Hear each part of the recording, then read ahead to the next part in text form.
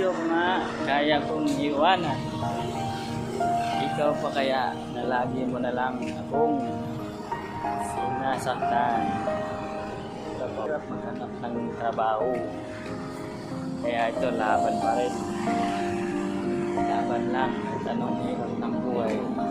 Lagi mong tatandaan. Ang umaayaw ay hindi nag-awali. Ang nag-awali ay hindi umaayaw. Kaya gaano man kahirap yan, kayang-kaya mo. Subok lang, hindi natin alam kung swerte o wala. Basta baka sakaling yung swerte. Maganda, pasalamat tayo.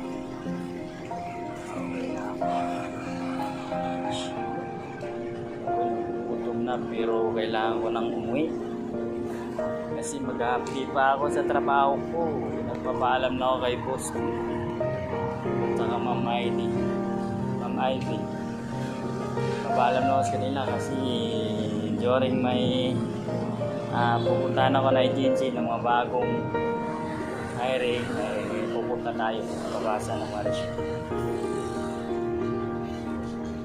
Sa mga gustong mag-open pala, pwede kayo mag-open sa Status Marine. Status Marine, pwede kayo mag-open doon. Hindi sila masyadong mag-open doon. Nasa Malati lang yan. Nasa Malati. At saka ilalagay ko lang dito yung complete address nila. Status Marine, maganda din doon. Kahit ito yung office staff nila, basta maganda dito. Dito na pinuntahan ko ngayon is Parañaque. Bali po, ito po yung Senator Marine. Maganda din to kasi isa sa mga kasamahan ko na nagtitraining kami sa NC1, batch ko sa NC1, doon nakaalis na siya. Pero dati talaga yung sa cruise ship. Ako naman, first time ko mag-cruise ship kasi nga ibang kurso ko, hindi marine. Kaya nga kumuha lang ako ng mga certificate para dito. Sa mga mahilig mag-seaman dyan, kahit ibang kurso, kumuha lang kayo ng certificate. Mag-misman kayo, kumuha kayo ng BT, seaman scope, at saka ECRB, stay.